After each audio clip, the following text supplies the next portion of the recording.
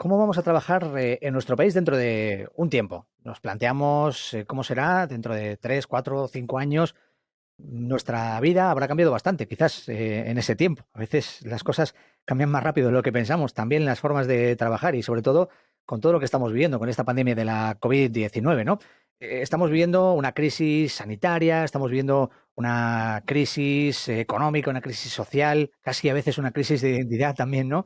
Y eso posiblemente va a generar muchos cambios, pero también es verdad que muchas oportunidades, ¿no? Las propias empresas van a aprovechar esas oportunidades para conseguir más estabilidad, para conseguir más bienestar, el bienestar de las personas. Es lo importante. Vamos a hablar hoy de personas, como no, de personas dentro de organizaciones. Intentaremos dar respuesta a estas preguntas. Estamos promoviendo propuestas que contribuyan a un nuevo futuro del trabajo, a un nuevo planteamiento, a una nueva forma de trabajar y sobre todo cómo van a integrarse las personas dentro de esas nuevas formas de trabajar. De ello estamos hablando con diversos especialistas en varias áreas que aportan sus opiniones y sobre todo nos dejan un camino allanado para la reflexión común. En esta ocasión contamos con Victoria Camps. Ella es filósofa y desde octubre de 2018 es consejera permanente del Consejo de Estado y además presidenta de su sección séptima y en la actualidad es catedrática emérita de la Universidad Autónoma de Barcelona. Bienvenida, Victoria. Muchas gracias. Bueno, Encantada de estar gracias. aquí. Gracias por estar con nosotros en este espacio promovido por la Asociación de Directores de Personas, AEDIPE, y hoy tenemos en representación de AEDIPE a uno de los miembros de la Junta, que es Ricard Alfaro. ¿Qué tal? ¿Cómo estás, Ricard? ¿Qué tal, Luis? ¿Cómo estamos? Muy bien. Bienvenido. Muy bien. Antes de empezar, queremos, Ricard, que nos expliques precisamente qué es este proyecto de AEDIPE que trata de plantearnos cómo van a ser las nuevas formas de trabajar. Pues mira, Luis, es que las nuevas formas de trabajar pues han llegado como el teletrabajo, ¿no? Para quedarse.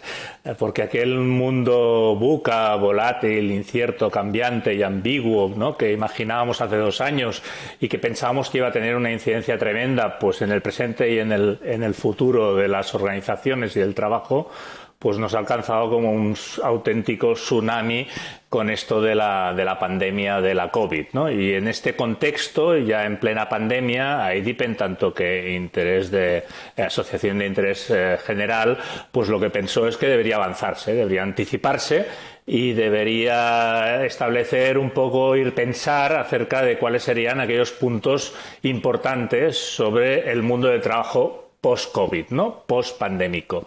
Y a partir de aquí, pues generó este think tank de gente experta, gente que nos puede pues mostrar la luz al final del túnel y que de esta manera, tanto la asociación, sus asociados, como también, evidentemente, directivos, directores de personas en las organizaciones, administraciones públicas y la sociedad en general, pues tuviésemos algunos puntos de vista adicionales, como decía, para que nos alumbrasen y poder tener también una propuesta de valor que aportar a la sociedad en esto que es el futuro del trabajo, que yo creo, Luis, que más que el futuro del trabajo ya es el presente del trabajo y que está aquí definitivamente, ¿no? Estamos encantados de estar y, sobre todo, encantadísimos y agradecidísimos de estar con Victoria Camps en esta ocasión. Pues con ella vamos a hablar de todo esto y Ricard, pues eso, también puedes participar en el momento que lo consideres oportuno para sumar algún comentario o para hacer alguna pregunta a Victoria. Yo quiero preguntarle primero a Victoria, como hacemos habitualmente en estos espacios, para iniciar, para abrir fuego, si me lo permites. No sé cómo ves, después de todo lo que está pasando, después de lo que dice Ricard, ¿no? Que ya es el presente, ¿no? Esto de las nuevas formas de trabajar. En cualquier caso, si podemos hacer un ejercicio de imaginación e irnos, nada, un par de añitos, 3, 4 al futuro, después de todo lo que hemos aprendido, después de todo lo que ha cambiado en estas nuevas formas de trabajar, más allá del teletrabajo, y de la tecnología del teletrabajo, después de lo que hemos aprendido en esta pandemia, ¿cómo ves tú que va a ser la forma en la que tenemos de trabajar o la forma en la que las personas integradas en organizaciones o empresas van a trabajar dentro de, pues eso, de 4 o 5 años? A ver, vamos a ver, hacer predicciones siempre es difícil, ¿no? Tú hablas de 2, 3 años, 5 años, no Mm. es mucho. Yo estoy de acuerdo con lo que decía Ricardo hace un momento, que el teletrabajo ha venido para quedarse.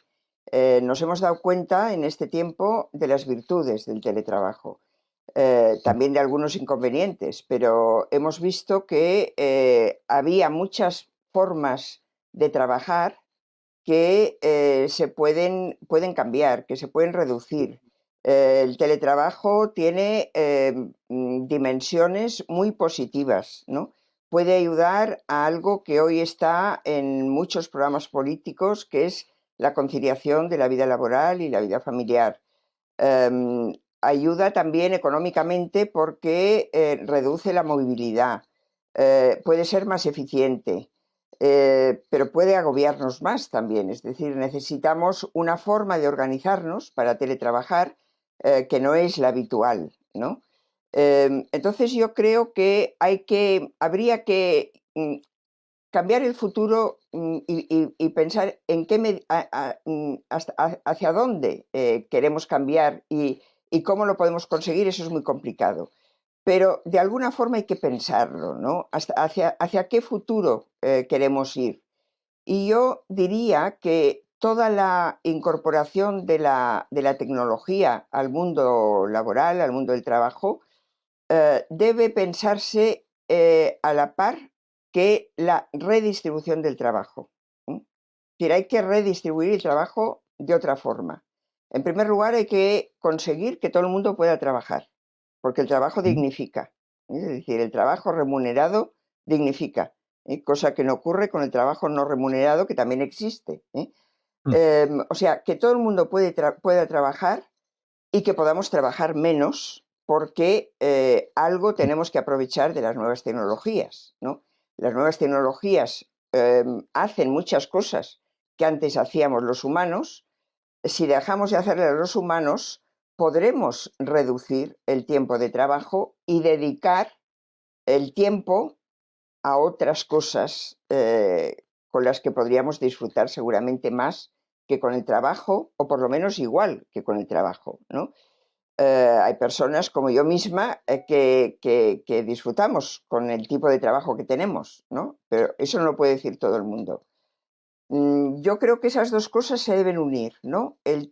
Las nuevas tecnologías nos obligan a pensar el trabajo de otra forma y a organizarlo de otra forma, pero al mismo tiempo estamos ante una tesitura de eso que se llama desempleo tecnológico, que yo creo que es una expresión que deberíamos eliminar, porque la tecnología no puede llevar al desempleo.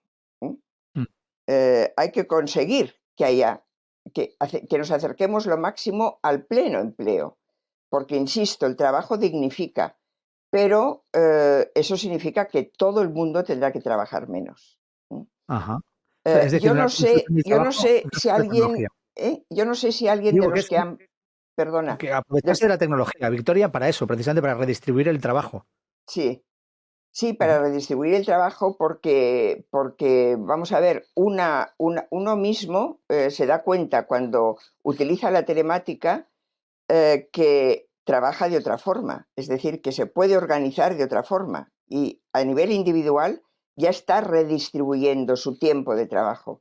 Pero es que a nivel colectivo, también la telemática, también las nuevas tecnologías, no solo la telemática, la robótica, debería ayudar a repartir el trabajo, digamos, de forma que no tengamos esos índices de desempleo tan trágicos, ¿no? Como los que tenemos en nuestro país. Ujú. El trabajo dignifica, estás diciendo, pero también estaríamos hablando de aprovechar esta situación, estos cambios a los que nos hemos visto abocados y la tecnología para dignificar el propio trabajo. ¿Se podría cambiar también eso? Bueno, claro, porque, a ver, las nuevas tecnologías acuden es decir, la tecnología está al servicio de los seres humanos para hacer todo aquello que los seres humanos hacemos con más esfuerzo físico, sobre todo, que desearíamos no tener que hacer. Eso ha ido ocurriendo a lo largo del tiempo. Es verdad que hay nuevas tecnologías que pueden usurpar un tipo de trabajo que debería seguir haciendo el ser humano. Y esa es otra cuestión sobre la que hay que reflexionar. Y que hay que reflexionar, yo diría, sobre la marcha. Porque a priori es muy difícil determinar, por ejemplo, si la robótica nos va a envilecer o al contrario, ¿no? Es decir, va a usurpar ese tipo de discernimiento que tenemos que aportar los humanos al mundo del trabajo y que seguramente no podrá aportar una máquina o un robot. Pero eso yo lo entiendo más como algo que hay que ir haciendo sobre la marcha y evaluando continuamente lo que vayamos aportando. Pero en cualquier caso, yo creo que el trabajo del futuro tiene que ser un trabajo distinto, en el sentido de que todo el mundo trabaje menos, dedique menos tiempo al trabajo productivo, porque la tecnología hará cosas que no necesitamos hacer los humanos y por lo tanto podemos dedicarnos al tiempo de vida, eso que se llama el tiempo de vida, ¿no? A disfrutar más y de una forma más libre de nuestro tiempo. Yo no sé si alguien en estos diálogos que estáis organizando, y que a mí me parece muy buena idea, porque creo que se habla poco del futuro del trabajo, si alguien se ha referido al célebre artículo o conferencia, creo que fue una conferencia de Keynes, sobre que se titulada Posibilidades económicas de nuestros nietos. Que además No creo que nos hemos referido a ello todavía, ¿no? no, No, aún no. nadie se ha referido a esa conferencia, pues Hasta el momento no. fue avanzadísima para su tiempo. O sea, él pensaba cómo debía ser el mundo. Esa conferencia la dio en el año 1930, creo que en Madrid, en la residencia de estudiantes, creo, ¿Ah, sí? Sí, si no me sí, sí. equivoco. Y hablaba para 100 años, para dentro de 100 años.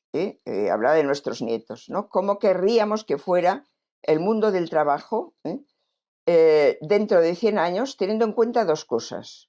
Una, las innovaciones tecnológicas, y otra, la acumulación de capital, ¿no? Dado que se construye mucha riqueza, lo que pasa que lo malo es que esa riqueza está acumulada en manos de unos pocos y por lo tanto genera grandes desigualdades también para poder trabajar de una forma equitativa, ¿no? Pero dado que se acumula mucha riqueza, que se ha venido construyendo mucha riqueza, y que es verdad que se van creando necesidades, pero él también hablaba de tipos de necesidades. Hay necesidades muy superfluas, ¿no? Muy inútiles, podríamos decir, ¿no? Y en cambio hay unas necesidades, me parece que las llamaba absolutas, pero yo diría que son más básicas, ¿no? Que son las que deberían estar satisfechas para todo el mundo, ¿no? Satisfacer esas necesidades básicas con el desarrollo tecnológico y la acumulación de riqueza es un hecho, venía a decir Keynes. Es algo que si se redistribuye bien la riqueza y el trabajo, está hecho, ¿no? Por lo tanto, el mundo de nuestros nietos, decía él, el mundo del futuro, debería ser un mundo en el que la gente pudiera trabajar, por ejemplo, me parece que él decía unas 3-4 horas diarias, no más, como trabajo productivo, y dedicar el resto a lo que quisiera. Claro, esto significa un cambio de costumbres brutal. Porque ¿para qué trabajamos? Para tener más poder adquisitivo y para poder consumir más. Y por lo tanto, para crear más necesidades, ¿no? Eso es lo que hay que cambiar, de alguna forma. Pero yo diría, y en eso creo que la pandemia ha ayudado, que hay mucha gente que estaría dispuesta a hacer eso. Y a Un cambio vivir de de otra mentalidad, ¿no? forma. Y a Un vivir cambio de de otra mentalidad. forma. O sea, por ejemplo, ese movimiento que se está produciendo de gente que vivía en grandes centros, concentraciones urbanas como Barcelona, como Madrid, y que deciden irse a vivir a un entorno más rural, porque piensan bueno, que es mejor y que si el trabajo puede ser telemático, se lo pueden organizar mejor y eso les da más calidad de vida. Ese es un movimiento incipiente y seguramente es bueno para muchas otras cosas, por ejemplo, para no resolver, pero ver qué se hace con la España vaciada y con todos estos temas, ¿no? Son cuestiones que yo creo que hay muchas, ¿no?, que están sobre la mesa y que pero tenemos que irlas tratando, reflexionando sobre ellos de una forma sostenida. Lo que no podemos es anticipar un futuro, eso no lo podemos hacer, Claro. pero sí que podemos de alguna forma proyectar hacia dónde querríamos ir, ¿no? Como hizo Keynes, ¿eh? Sí, sí. O sea, lo de Keynes a mí me parece una utopía, ¿eh? Pero él lo hizo, ¿no? Y dijo, dentro de 100 años podríamos estar ahí si queremos, ¿eh? Si no queremos, no. Y no hemos querido, ¿eh? Es decir, ¿qué hacen los más ricos? Seguir trabajando mucho. ¿Para qué? Sí. ¿Les hace falta a ellos? No. ¿Pero para qué? Bueno, Sí. esas Supone. cuestiones, ¿no? Sí, Son sí. las que tienen que ver más con la filosofía, con la ética, con el trabajo, el trabajo del futuro, ¿no? Que yo creo que además nos amenaza, las nuevas tecnologías nos amenazan en escoger caminos muy poco buenos ni muy poco positivos para el ser humano. Claro, yo sé que Ricardo va a introducir dentro de un momentito una cuestión relacionada con la ética y la robótica y la tecnología, pero antes de llegar a eso, a mí sí que me gustaría, ya que estamos hablando de cómo la tecnología puede ayudarnos a cambiar, de cómo deberíamos tener previamente un cambio de mentalidad para poder afrontar, ¿no?, todo eso que puede venir en el futuro y de si queremos o qué no queremos que sea nuestro trabajo el futuro. A mí sí que me gustaría introducir un elemento que tiene que ver con quizás la deshumanización que puede provocar el hecho de que nos dejemos caer en manos de la tecnología para, lo que estabas diciendo, Victoria, intentar trabajar menos o tener una vida quizás pues mejor, ¿no? O vivir la vida mejor y no estar todo el día pendientes del trabajo y de la productividad y demás. Al final la tecnología, lo hemos visto con todo esto que ha pasado en la pandemia, nos ha permitido hacer cosas desde otros lugares, desde casa o desde donde sea, ¿no? Porque ahora muchas empresas precisamente están haciendo eso, están eliminando las oficinas o están reduciendo las oficinas para que cada persona establezca sus propios horarios, hay una flexibilidad horaria, concilie mucho mejor con la familia y el trabajo y además pues pueda trabajar desde cualquier punto, ¿no? Pero no siempre ocurre así, no siempre se puede hacer, no en todos los trabajos. Y luego además, cuando hablo de deshumanización me refiero al hecho de que estamos menos en contacto con otras personas. Estamos perdiendo ese contacto que teníamos con los compañeros de trabajo en la oficina e incluso con nuestros directivos, con los líderes de cada uno de nuestros equipos. ¿Esto puede ser un punto negativo o cómo se podría resolver? Bueno, combinando ambas cosas y combinándolas bien, ¿eh? Porque es verdad que la impresión que ha tenido todo el mundo que ha cambiado en la forma de trabajar por causa de la pandemia, se ha dado cuenta de las virtudes, como decía, que tiene el teletrabajo, que le permite, que es más accesible, que le permite hacer otras cosas, que le permite conciliar, pero también echa de menos el salir de casa. O sea, para empezar, el salir de casa, ¿no? O sea, si las mujeres, por ejemplo, hemos luchado por acceder al trabajo productivo, porque el trabajo llamado reproductivo, ya lo hacíamos, ¿no? Pero para acceder a un tipo de trabajo distinto, no es solo para ganar un sueldo, es también porque es acceder a un mundo más tuyo, más libre, ¿no? Y más en contacto con otra gente, que no es el reducto exclusivo de la familia, ¿eh? De los hijos, de los padres, de los enfermos, de los que necesitan cuidados. O sea, lo primero, salir de casa es bueno, ¿no? Y la gente, hay mucha gente, unos más que otros, pero a nadie le gusta trabajar solo en solitario, ¿no? No es algo que agobia, ¿no? Y se está hablando además de la salud mental y de cómo todo eso puede repercutir en una serie de problemas psicológicos. Pero es que además es verdad que el contacto con otras personas ayuda, aunque las cosas se pueden hacer a través de una pantalla, ¿eh? Yo, por ejemplo, ahora en el Consejo de Estado, Sí. pues hace mucho tiempo que no nos vemos, porque nos vemos solo telemáticamente.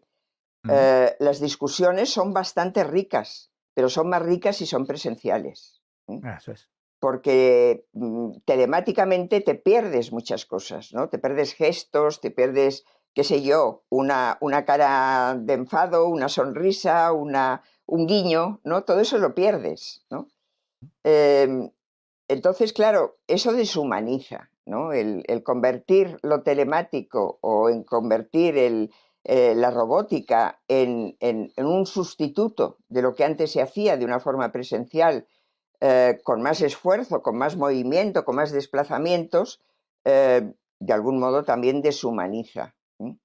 Un ámbito, por ejemplo, en el que yo creo que también se ve muy claro y con el que yo tengo más contacto por el tema de la bioética, es el de la medicina. O sea, las consultas médicas, también por causa de la pandemia, se han empezado a hacer telemáticamente. Los pacientes se quejan bastante de que eso sea así.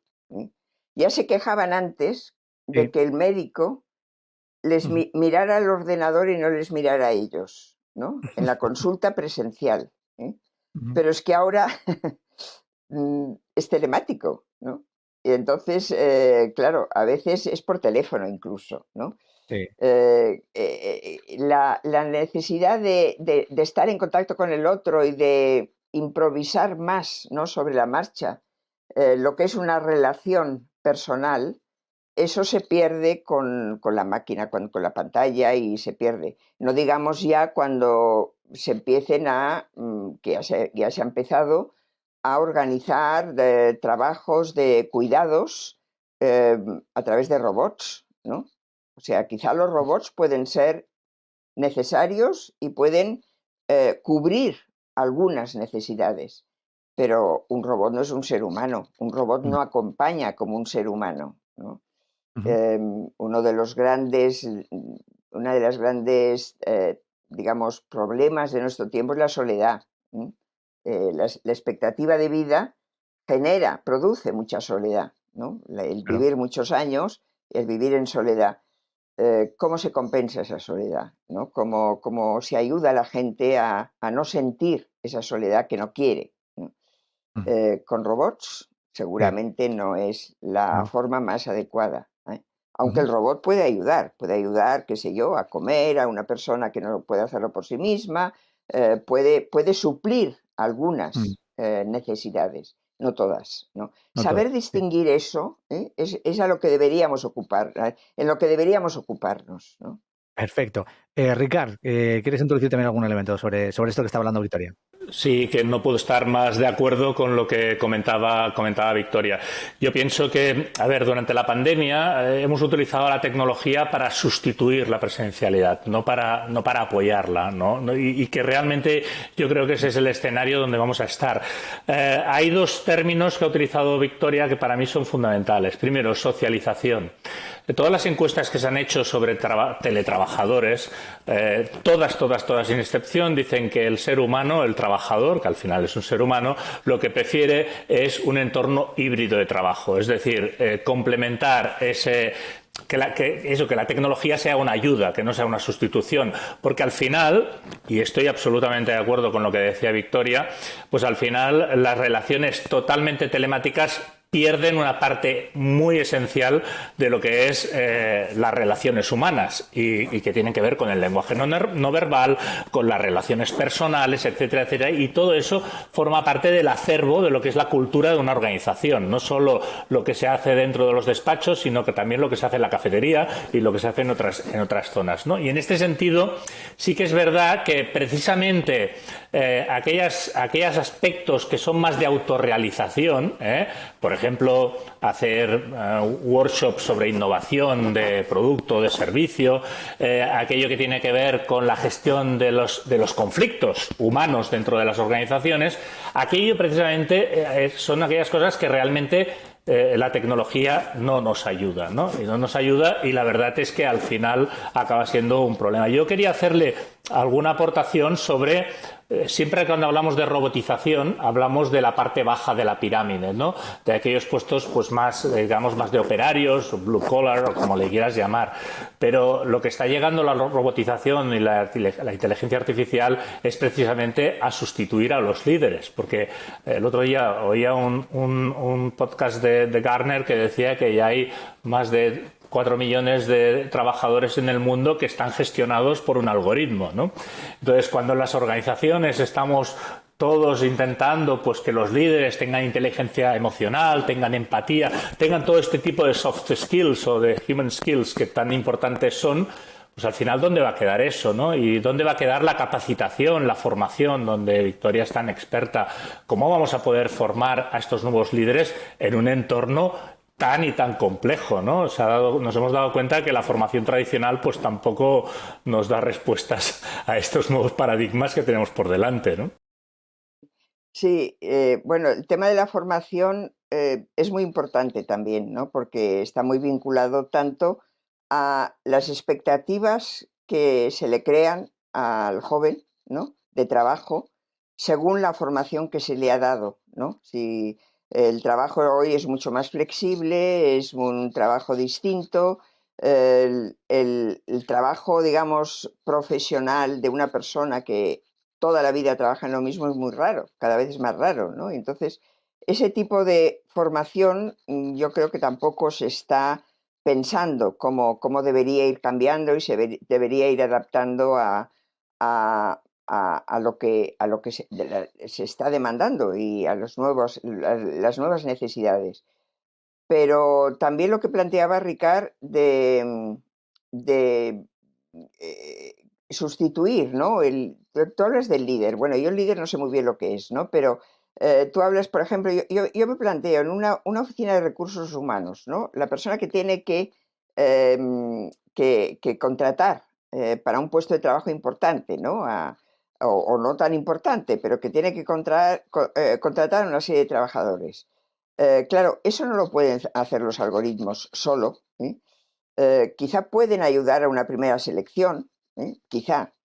Tampoco estoy muy segura, ¿no? Porque incluso las pruebas llamadas psicotécnicas, que yo conozco poco, porque yo no he entrado ya en ese mundo, ¿no? Pero a mí me parece que a veces son injustas, ¿no? Son injustas con la gente, eh, pero porque, claro, los parámetros son más rígidos, ¿no? Y la empatía no existe.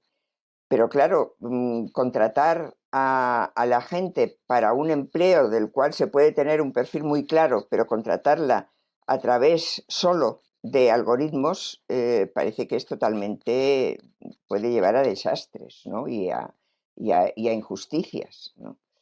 Em, Claro, ahí Totalmente. es donde hay que ver, ¿no? Hasta dónde utilizamos un juez, es decir, los algoritmos no podrán sustituir a un juez, ¿no? Ajá. Como Absolutamente. los algoritmos quizá ayuden al médico a hacer cierto tipo de diagnósticos, cierto tipo quizá, ¿no? Pero muy poca cosa, ¿no? Sí, Y yo Ricard. diría, Victoria, que incluso al contrario, contra más tecnológico es el ambiente, más importante es el factor talento, ¿no? Más importante es la Sí, claro, empatía, más sí, sí. importante son estas habilidades humanas que lo que hacen es que permanentemente, como humanos que somos, podamos, digamos, complementar a la máquina, que la No, máquina no, no además, tiene todavía. claro, cómo se mide a qué llamamos talento, ¿no? Mm. Y cómo se miden ya que el currículum estricto ya no sirve, ¿no? Porque una persona puede ser muy buena para determinados trabajos, habiendo hecho algo que no es lo habitual para aquel tipo de trabajo, ¿no? Es decir, las personas se adaptan más. Yo lo he visto esto en los estudios de filosofía. Los propios estudiantes han cambiado o cambiaron a lo largo de todo el tiempo que yo fui profesora. Al principio, un estudiante de filosofía pensaba que su futuro era enseñar filosofía en un instituto o en la universidad, pero ahora ya no. ¿eh? Estudian filosofía porque les gusta y no saben a qué se dedicarán después, ¿no? Piensan que se pueden acabar dedicando a muchas cosas distintas, ¿no? Claro, ¿eso cómo se mide luego cuando un empresario, un empleador, valora lo que una persona puede aportar al mundo laboral, al mundo del trabajo, ¿no? Antes he hablado de la conciliación, que a mí me parece que es uno de los temas fundamentales, ¿no? Es la asignatura pendiente del feminismo, una de las asignaturas pendientes del feminismo, la conciliación. Um, una mujer que fue asesora, bueno, que trabajó con Hillary Clinton cuando era secretaria de Estado, escribió luego un libro y ponía un ejemplo de un empresario que al ver el currículum de un trabajador que concursaba un tipo de trabajo, vio que había 2 años en los que esa persona no había hecho nada. Ni se había formado, ni había trabajado, no había hecho nada. Y le preguntó, ¿qué ha pasado? Es que tuve que hacerme cargo de mi padre, que estaba muy enfermo.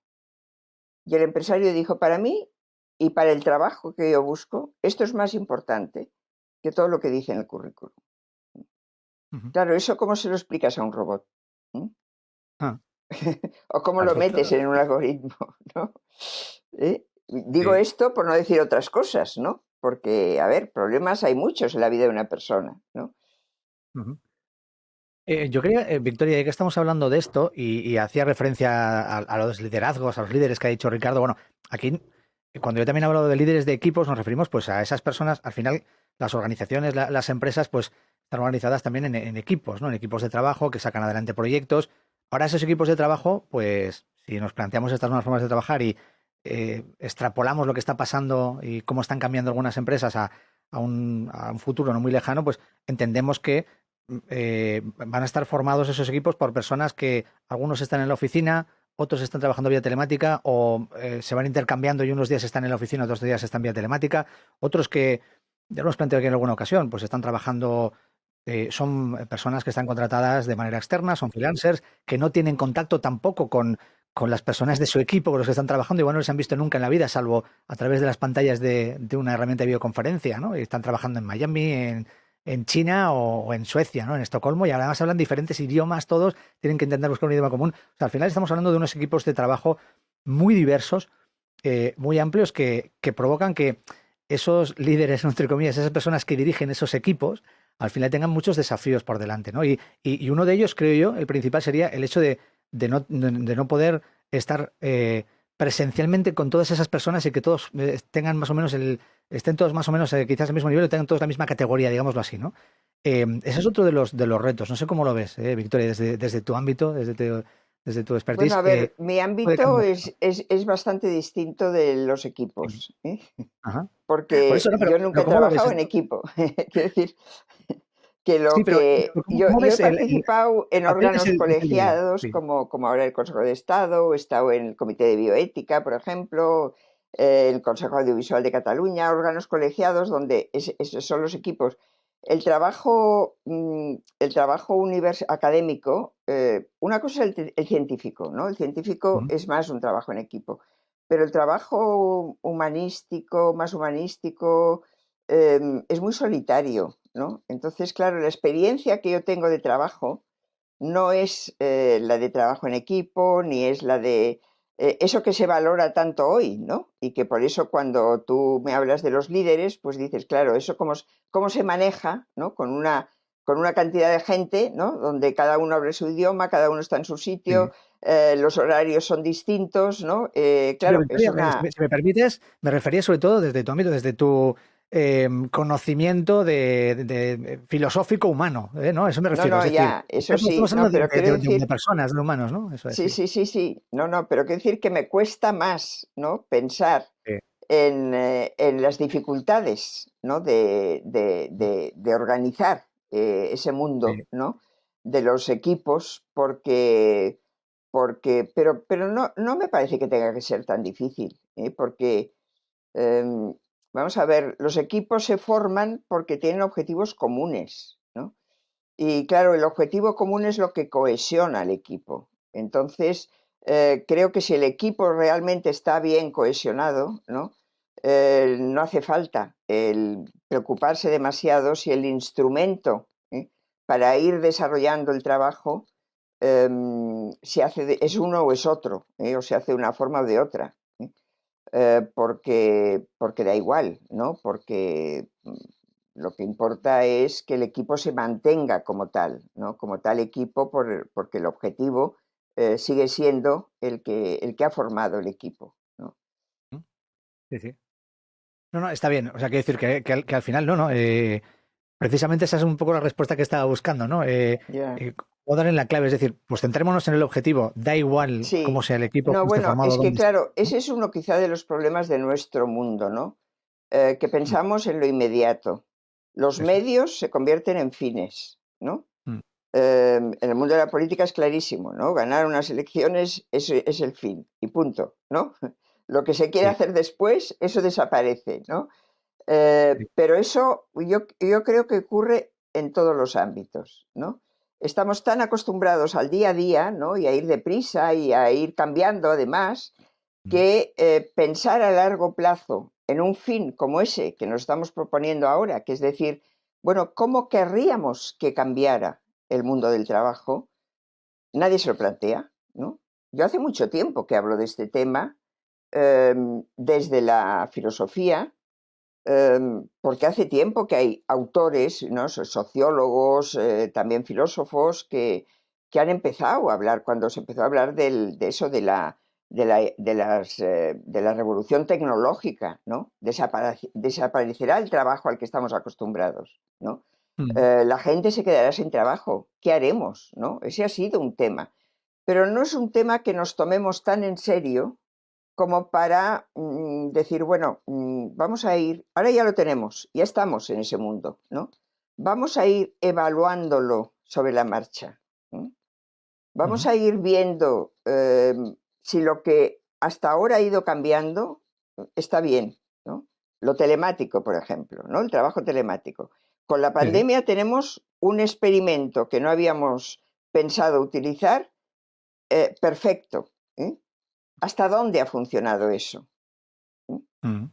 ¿Qué queremos quedarnos y qué queremos abandonar de lo que hemos venido haciendo, ¿no? ¿Quién se hace esta reflexión? ¿Quién se lo plantea? Pedimos que lo regulen, Pero claro, ¿qué quiere decir regular?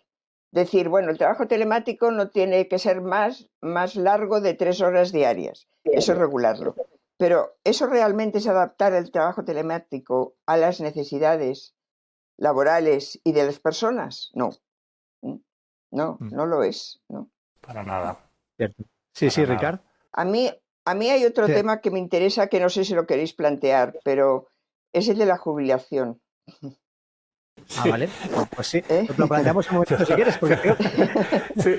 No, es que creo que todas estas cuestiones, al plantear todas estas cosas, no hay que olvidar el envejecimiento de la población, sí, ¿no? claro. O sea, vivimos más años y queremos, de alguna forma, estar activos más años, ¿no?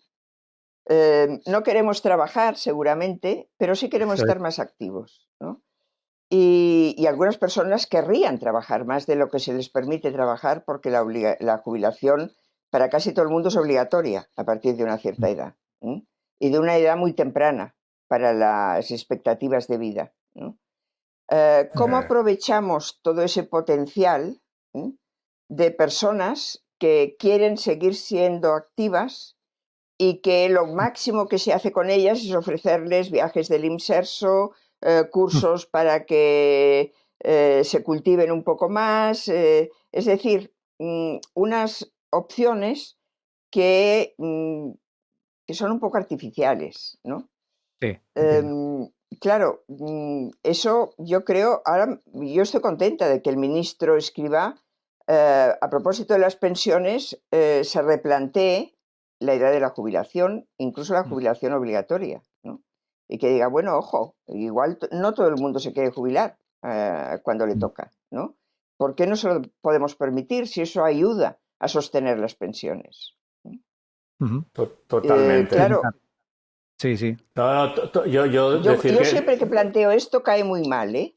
Eso lo he experimentado, porque la gente parece que lo que quiere es dejar de trabajar. Pero es que no estoy tan segura de que sea así, ¿no? Y hay muchas depresiones por jubilación. Sí. Ricard, ¿qué quieres comentar de esto o de lo que había hablado antes Victoria? No, a propósito, era un poco ir en esa línea, aparte de otra que después comentaré. Todavía en España existe este edadismo que tenemos. Yo recuerdo cuando voy a otros países, Estados Unidos, que ves determinadas posiciones donde hay gente realmente con una edad que está realizando tareas de primera línea que aquí nos parecería absolutamente impensable, y realmente eso nos tiene que hacer reflexionar, porque ciertamente en España tenemos una buena y una mala noticia, ¿no? La buena noticia es que tenemos todavía, a pesar de la pandemia, la segunda esperanza de vida más alta del mundo, ¿eh? Sí. O la tercera después de Japón y Ciudad del Vaticano, ¿no? El tema, después tenemos otra noticia que no es tan buena, que es que tenemos un índice de natalidad pues el más bajo de Europa. Sí. Entonces, en un sistema como es el sistema español de jubilación, de reparto, donde realmente las jubilaciones de la gente que está jubilada las paga la gente que está en activo y realmente donde vamos a tener menos gente en activo por un tema, entre otras cosas, de la robotización y la digitalización Sí. y la tecnología, pues al final yo entiendo al ministro Escrivá cuando dice que los números al final no cuadran. Pero también hay que entender que aparte de que los números no cuadren, es que es un tema cultural. Es un tema de que como país tenemos que empezar a percibir que la gente con más edad puede estar y continuar activa, haga el oficio o realice el oficio que realice, ¿no? Y esto me lleva a una pregunta y que tiene que ver con los que se quedan atrás con el tema de la tecnología. Hay hay un problema evidente, ¿no? Con una cierta distopía en la aplicación de la tecnología o la consecuencia de la distopía como aplicación de la tecnología en el trabajo, ¿no? Hay trabajadores que se están quedando atrás. Y yo diría que se están quedando atrás con tendencia a quedarse fuera, ¿no? Entonces, realmente, esto como sociedad tendremos que empezar a replantearnos. Hay mentes pensantes que están empezando o ya llevan tiempo hablando de la renta mínima universal o de cómo vamos a dar cierto soporte a esta parte de la sociedad que se va a quedar atrás. Lo que sí que es cierto es que en las empresas que antes tenían forma piramidal, ahora yo siempre digo que tienen forma de reloj de arena. La clase media empresarial está siendo sustituida por la máquina. Pero el otro día estaba en una factoría y cuando veía una cadena de montaje veía que solo habían limpiadores en la línea y yo preguntaba, oye, ¿por qué solo hay limpiadores? No hay operarios. Dice, es que todavía el precio máquina limpiador es más elevado que el precio hombre limpiador, pero la tendencia es que el precio de la máquina va a ser reducido, con lo cual vamos a dejar mucha gente fuera de ese mercado, ¿no? Entonces yo no sé, Victoria, ¿qué soluciones desde la ética, la política, la sociedad podemos buscar para que nadie se quede fuera, ¿no? O que nadie se quede atrás, ¿no? Porque realmente sería una pena. Bueno, yo creo que está en la formación, ¿eh? O sea, la formación ya hace mucho tiempo que se habla de la formación continua, que hay que irse adaptando a lo que va viniendo para saber utilizarlo, ¿no? Y para reinventarse cuando lo que uno hacía no puede seguir haciéndolo porque las máquinas lo hacen mejor o porque ha quedado obsoleto. Por ejemplo, hay trabajos artesanos que se empiezan a valorar más. Es muy difícil encontrar un carpintero, encontrar gente que haga cosas que son muy artesanas porque todo está muy mecanizado, muy industrializado, ¿no? Entonces, aquí donde yo vivo, en Sant Cugat, pues un carpintero que haga chapuzas, digamos, hay uno. Y somos casi 100.000 personas, ¿no? Los demás hacen cosas, hay carpinteros, pero hacen cosas más importantes, digamos, ¿no?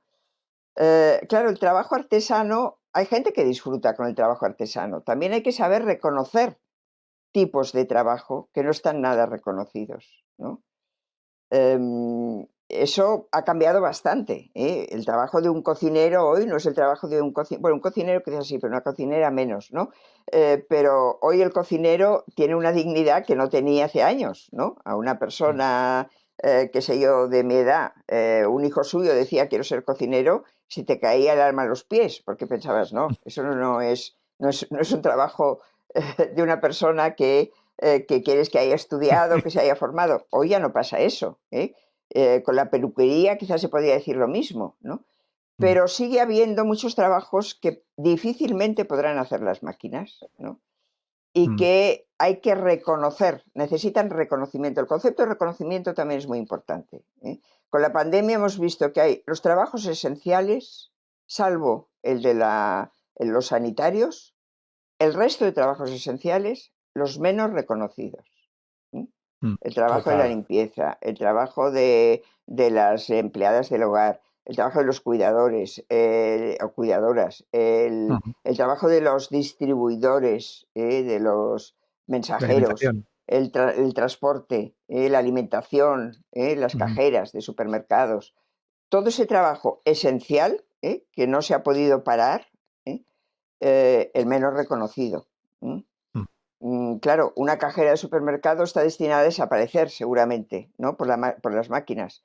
Pero vamos a ver, lo que no desaparezca puede ser sustituido por otro tipo de trabajo que cuida más las cosas que hacen, ¿no? Que es el trabajo más artesano, ¿no? Y que forma parte de nuestra forma desde el principio, de nuestra forma de realizarnos, ¿no? De producir, ¿no? No toda producción tiene que ser mecánica, tiene que ser, en fin, no, poco creativa, ¿no? Hay un Ujú. trabajo creativo que nunca debería abandonar el ser humano. ¿No? Ujú. Pero claro, si es un Ricard, trabajo no reconocido, pues ese trabajo finalmente se degrada y ujú, desaparece. totalmente. Ujú. Ricard, ¿querías añadir algo más? Porque creo que ha quedado por ahí una cuestión pendiente No, antes de no, acabar, porque se nos está yendo el tiempo, ¿eh? sí, no, yo simplemente reafirmar lo que dice Victoria. La verdad es que es un diagnóstico absoluto, es decir, excepto la parte sanitaria, médicos, enfermeras, todos Sí, los trabajos, digamos, claro. esenciales son trabajos que son poco reconocidos, por ejemplo, ¿no? Como Mm. creo que el último libro de Victoria va de tiempo de cuidados, ¿no? Los Bueno, cuidadores, sí, gente sí. que ha estado cuidando a personas, excepto los japoneses, donde creo que sí que los cuidadores robots tienen Sí. cierto éxito. Me temo mucho que en el mundo latino vamos a tardar un poquito Bueno, todavía en porque será verlo, ¿eh? caro, ¿no? Porque será caro y no nos lo podemos permitir, pero si no, ya estaría aquí. Pero, a ver, se habla de un nicho de futuro, los trabajos de cuidados, porque es verdad que si crece la esperanza de vida, pues la dependencia también crecerá y por lo tanto Bueno, ese tipo de trabajo no va a desaparecer, crecerá, aumentará. sí, Bueno, la demanda de formación de auxiliares de geriatría, por ejemplo, no se cubre, ¿eh? Porque ya, no hay suficientes profesores, digamos, no hay suficientes escuelas. Hay mucha gente que está demandando ser enfermera, auxiliar de enfermería, a raíz de la pandemia, porque ven un futuro claro. de trabajo, ¿no? Ujú.